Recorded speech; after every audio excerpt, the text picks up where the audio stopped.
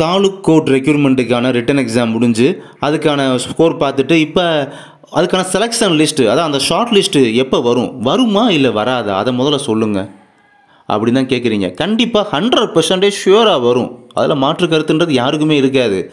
அப்படி வந்தால் எப்போ வரும் அதுதான் எல்லாருக்குமே பார்த்தீங்கன்னா டிப்ரெஷன் மிகுந்த ஒரு கொஸ்டினாகவே ரைஸ் பண்ணுறீங்க. ரொம்ப டிப்ரெஷன்லையுமே இருக்கீங்க எல்லாருமே. ஸ்ட்ரெஸ் ஆகாதீங்க, ஃப்ரீ ஆகிட்டு நீங்களே எடுத்து பாருங்கள். எம்எஸ்சி ரெக்ரூட்மெண்ட் அந்த வெப்சைட் அஃபிஷியல் வெப்சைட் இருக்குது பார்த்தீங்களா, அதை எடுத்து இப்படி ஸ்க்ரோல் பண்ணி ஒன் பை ஒன்னாக பாருங்கள். இந்த 2024 போன வருஷம் போட்ட அந்த நோட்டிஃபிகேஷன் இருக்குது பார்த்தீங்களா, ஒவ்வொரு நோட்டிஃபிகேஷனுக்குமான அந்த டெஸ்ட்டு வச்சு அதான் ரிட்டன் எக்ஸாம் வச்சு அதுக்கான ஸ்கோர் ரிலீஸ் பண்ணி அதுக்கப்புறம் அவங்க ரிலீஸ் பண்ணுற அந்த ஷார்ட் லிஸ்ட் அதான் அந்த செலெக்ஷன் லிஸ்ட் இருக்குது பார்த்தீங்களா, இந்த ப்ரொசீஜரை பண்ணி முடிக்கிறது பார்த்தீங்கன்னா ஒவ்வொரு நோட்டிஃபிகேஷனுமே நான் வந்து அனலைஸ் பண்ணி பார்த்தேன். அவங்க அந்த நோட்டிஃபிகேஷன் விட்ட டேட்லேருந்து அந்த எக்ஸாம் கண்டிப்பாக வச்ச அந்த டேட்லேருந்து குறிப்பாக சொல்ல போகிறதா இருந்தால் எக்ஸாம் நீங்கள் ரைட் பண்ணி முடிச்ச அந்த தேதியிலேருந்து ஒரு ஷார்ட் லிஸ்ட்டு அதான் அந்த செலெக்ஷன் லிஸ்ட்டு விடுறதுக்கு உண்டான கேப் பார்த்தீங்கன்னா மினிமம் 2.5 மந்த்து மேக்ஸிமம் 4 மந்த்து வரை இருந்திருக்கு. ஓகேங்களா, உட்காந்து நீங்களே ஒரு பகுப்பாய்வு நீங்களே எடுத்து அந்த வெப்சைட் எடுத்து செக் பண்ணி அப்படியே ஸ்க்ரோல் பண்ணி நீங்களே பாருங்கள்.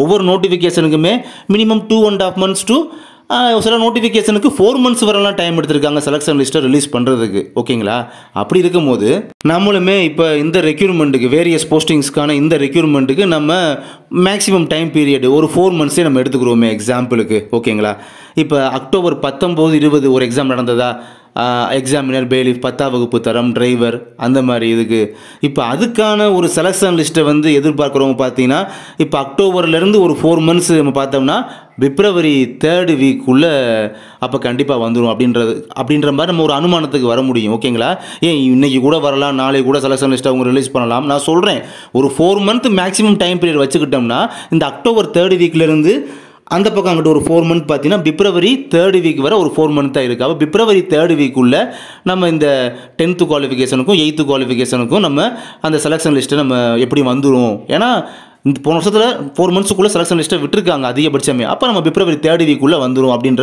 ஒரு அனுமானத்திற்கு நம்மளால் வர முடியுது இல்லைங்களா.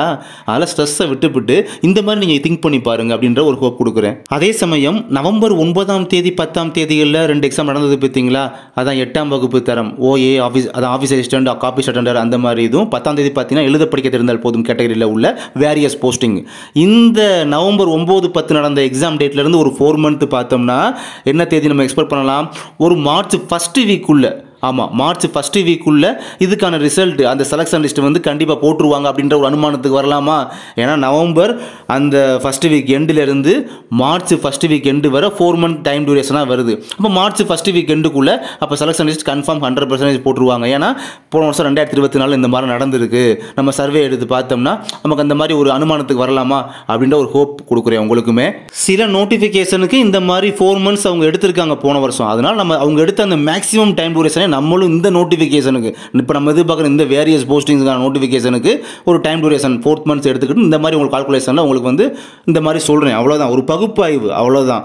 அதுக்கப்புறம் இதை கேட்ட உடனே ஒரு சில டவுட் வந்துடும். எப்படின்னா அப்போ ஒட்டுவாக்கில் இப்போ மார்க் ஸ்கோர்லாம் விட்டாங்க பார்த்தீங்களா, எல்லா போஸ்டிங்ஸுக்குமே ஒரே நேரம் தானே விட்டாங்க. அப்போ இதுக்கு மட்டும் செலெக்ஷன் லிஸ்ட் மட்டும் தனித்தனியாக விடுவாங்களா, பிப்ரவரி 3rd வீக் ஒன்றும் மார்ச் 1st வீக் எண்டில் ஒன்றும் அப்படிலாம் விடுவாங்களா அப்படிலாம் கேட்டுறாதீங்க.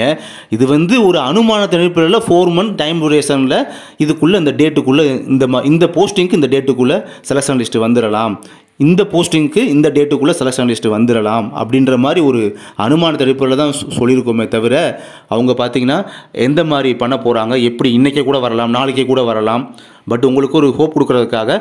பட் ஆனால் இந்த மந்த்துக்குள்ளே நம்ம சொன்ன அந்த பிப்ரவரி 3rd வீக்குள்ளே அண்டு அதுக்கப்புறம் நம்ம எதிர்பார்க்குற அந்த மார்ச் 1st வீக் எண்டுக்குள்ளே பார்த்தீங்கன்னா கண்டிப்பாக வந்துன்ற ஒரு நம்பிக்கை நமக்கே கிடச்சிருக்கும். ஏன்னா அதுக்கு ரெக்கார்டு பார்த்தீங்கன்னா 2024 நடந்த அந்த சம்பவங்கள் நடந்த அந்த ப்ராசஸ் அவங்க எடுத்துக்கிட்ட ப்ராசஸ் பார்த்தீங்கன்னா அவ்வளோ டைம் எடுத்திருக்காங்க அவங்க. அதை பேஸ் பண்ணி நம்ம இந்த வீடியோவில் வந்து உங்களோட இன்ஃபர்மேஷனை நான் கொடுக்குறேன். தேங்க்யூ.